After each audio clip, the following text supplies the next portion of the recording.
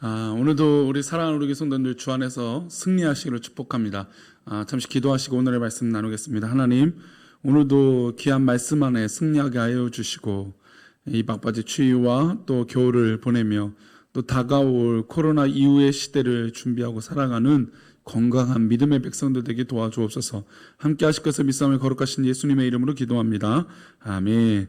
오늘의 말씀 마가복음 12장 29절 말씀입니다. 제목은 첫째 되는 계명입니다. 마가복음 12장 29절 말씀 함께 읽겠습니다. 예수께서 대답하시되 첫째는 이것이니 이스라엘아 들으라 주 곧 우리 하나님은 유일한 주시라. 아멘. 제가 주일날에도 그런 말씀을 잠시 드렸지만 지금 세상이 또 예수님을 믿지 않는 사람이 교회를 향한 기대는 교회는 사랑해야 된다는 겁니다. 사실 이 명제 하나로 우리는 모든 것을 양보하고 있고 또 많은 부분을 배려하고 있음에도 불구하고 세상은 사실은 그것을 보지 못하죠. 그러나 또 코로나로 인해서 또 확진자가 교회 안에서 자꾸 나온다 라고 하는 거, 사실은 이제 비율적으로 굉장히 지금은 낮아져 있는데도 불구하고 교회의 뉴스에 나오면 또 교회에서 쏟아진다 라고 하는 표현으로 자극적으로 여론몰이를 교회를 향해서 하는 것을 보게 됩니다. 물론 참으로 납득하기 어려운 표현들이고 또 설명하기 어려운 그런 기사들도 좀 있지만, 그러나 우리가 오히려 이번 기회에 교회에 더 건강해지고 또 복된 그런 이 교회의 삶의 모습들이 드러나기를 축복합니다. 교회 우리 어떻게 보면 가장 약점은 사랑하라는 거죠. 사랑해야지. 왜 예수 믿는 사람이, 교회 다니는 사람이 왜 사랑 안 합니까? 이 말이면 우리는 도저히 할 말이 없습니다. 세상은 우리에게 사랑을 요구하고 있죠. 오늘 본문에는 하나님 나라는 어떻습니까? 라고 하는 질문을 통해서 한 서기관이 찾아와서 이렇게 예수님께 질문을 합니다. 서기관 중 한 사람이 그들이 변론하는 것을 듣고 예수께서 잘 대답하신 줄을 알고 나와 묻되 모든 계명 중에 첫째가 무엇이니까? 라고 질문합니다. 그러니까 예수님께서 하나님 나라에 대해서 말씀을 잘 하시고 모든 사람들이 하나님 예수님 말씀이 참 옳다 그렇구나라고 깨닫고 있는 순간에 어떤 의도인지 모르겠지만 이 서기관이 예수님께 와서 정말 우리 모든 계명들이 있는데 그 중에 제일 중요한 계명이 무엇입니까? 라고 묻습니다. 사실 이 서기관은 율법이나 하나님 말씀에서 완벽하게 좀 이해하고 있는 사람이라고 할 수 있는 사람이에요. 매일 율법을 쓰고 있으니 하나님 말씀을 계속해서 알고 있는 사람이죠. 율법 선생님입니다. 그런데 그가 궁금한 점이 생긴 거죠. 말씀을 기록하다 보니 정말 이 모든 말씀이 소중하고 귀한데 가장 중요한 건 무엇일까? 그래서 예수님은 이 사람의 진심을 아시고 율법의 핵심을 말씀해 주세요. 그것이 29절부터 31절 말씀입니다. 읽겠습니다. 예수께서 대답하시되 첫째는 이것이니 이스라엘아 들으라 주 곧 우리 하나님은 유일한 주시라. 내 마음을 다하고 목숨을 다하고 뜻을 다하고 힘을 다하여 주 너의 하나님을 사랑하신 것이요 둘째는 이것이니 내 이웃을 내 자신과 같이 사랑하라 하신 것이라. 이보다 더 큰 계명이 없느니라. 율법을 한 단어로 요약하면 사랑입니다. 그래서 사실은 세상이 이 약점을 너무나 잘 알죠. 사랑해라. 근데 엄밀히 따지면 우리는 사랑하려고 하지만 부족한 거예요. 근데 이 부족한 것을 세상 사람들이 인정하지 않죠. 교회는 사랑해야 되는데 왜 사랑하지 않아요? 그리고 또 모든 사람을 완벽하게 납득할 수 있는 사랑을 보여줄 수 있는 사람은 없죠. 근데도 사랑을 요구합니다. 어쨌든 교회의 가장 중요한 이 율법의 핵심은 사랑이라고 할 수 있는 것입니다. 근데 이 지금 29절부터 31절까지의 말씀을 요약하면 바로 이 10계명을 두 개로 요약한 것입니다. 첫 번째로는 하나님을 사랑하라는 겁니다. 그리고 두 번째는 이웃을 사랑하라는 겁니다. 하나님을 사랑하고 이웃을 사랑하는 것이 진짜 중요한 계명이다라는 것이죠. 하나님의 사랑에 대해서 우리는 고민을 해볼 필요 있습니다. 우리가 어떻게 하나님을 사랑할 수 있을까요? 우리가 또 하나님을 사랑해야 될 이유가 어디 있을까요? 이것은 우리가 명확하게 대답해야 됩니다. 우리가 어떻게 하나님을 사랑할 수 있느냐? 바로 예수님께서 이 땅에 오셔서 우리를 죽기까지 사랑하셨기 때문이에요.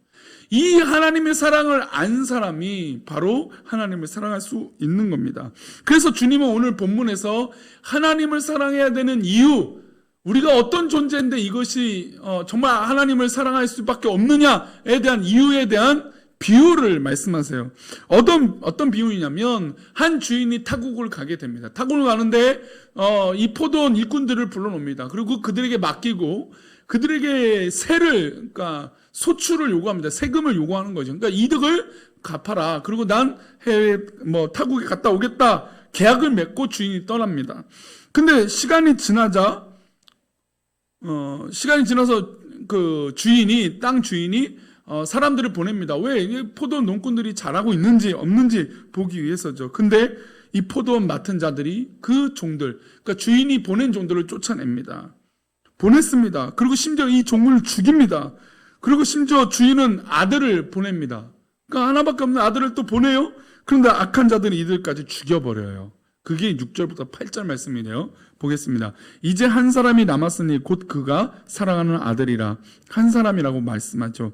최후로 이를 보내며 이들이 이르되 내 아들을 존대하리라 하였더니 그 농부들이 서로 말하되 이는 상속자니 자 죽이자. 그러면 그 유산이 우리 것이 되리라 하고 이에 잡아 죽여 표도원 밖에 내던졌느니라. 이렇게 악한 존재가 과연 누구일까요? 이 포도원 일꾼 같은 사람들이 누구일까요? 바로 우리라는 것이에요. 우리가 바로 포도원 일꾼들처럼 주인의 고마운 것을 잃어버리고 심지어 주인이 보낸 종들도 죽이고 그의 하나밖에 없는 아들도 죽여버리는 그런 죄인들이 바로 우리라는 것입니다.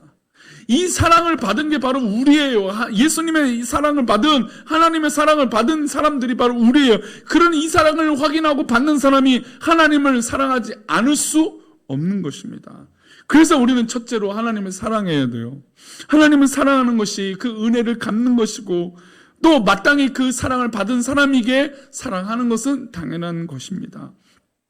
두 번째는 이웃사랑이에요. 예수님께서 이웃사랑을 말씀하시면서 한 가지 중요한 말씀하셨어요. 이웃을 사랑하되 내 몸과 같이 사랑하는 겁니다. 인간의 속성과 특성을 잘 알고 계셔서 하신 말씀이죠. 모든 인간은 자기 중심이에요. 나를 사랑해요.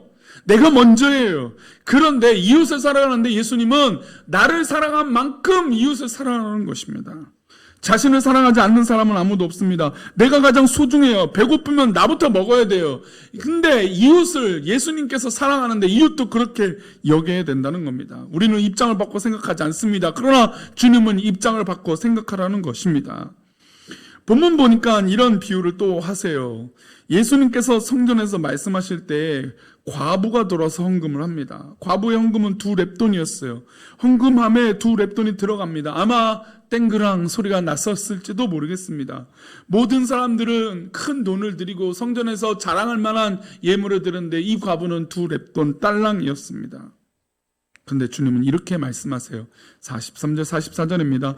예수께서 제자들을 불러다가 이르시되 내가 진실로 너에게 이르노니 이 가난한 과부는 헌금함에 넣는 모든 사람보다 많이 넣었도다.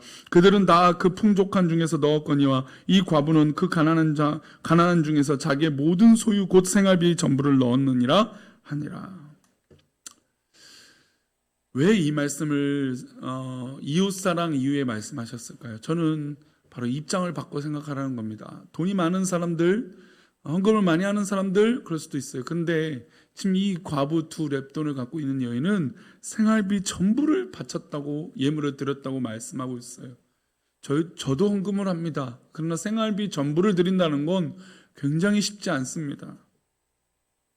너무나 어려운 일이에요. 그런데 이 과부는 그것을 드렸어요. 그러나 그 입장을 이해하지 못하는 사람들은 에게 저 2렙돈 그렇게 볼 수밖에 없는 것이죠. 이웃사랑은 저 사람의 입장을 들여다보는 거고 저 사람의 생각을 내 생각으로 받아들일 때 정말 그 생각이 맞는 것입니다. 이웃사랑은 입장을 바꾸는 것입니다. 과부의 입장에서 그의 삶을 보는 것이에요. 마치 그런 것이 우리 가운데 필요한 것입니다. 사랑하는 우리 교회 성도님들, 우리가 주의 은혜 가운데 살아갈 때 정말 이런 이웃사랑의 마음이 전해졌으면 좋겠어요. 앞으로 우리 사랑하는 우리 교회가 그 이름답게 사랑하는 모습으로 이웃을 사랑하고 하나님을 사랑하는 그런 믿음의 공동체가 되기를 축원합니다. 오늘 하루도 우리 성도님들 이웃을 사랑하십시오. 그리고 하나님을 사랑하는 멋진 하루가 되시기를 축복합니다. 기도하겠습니다. 하나님, 오늘 하루도 우리가 살아가며 살아갈 때 정말 하나님을 사랑하고 또 이웃을 사랑하는 믿음으로 살아가게 해 주옵소서. 우리를 인도하여 주시고 붙잡아 주시며 진정한 사랑으로 승리하기를 원하옵고 거룩하신 예수 그리스도 이름으로 기도 올리옵나이다. 아멘.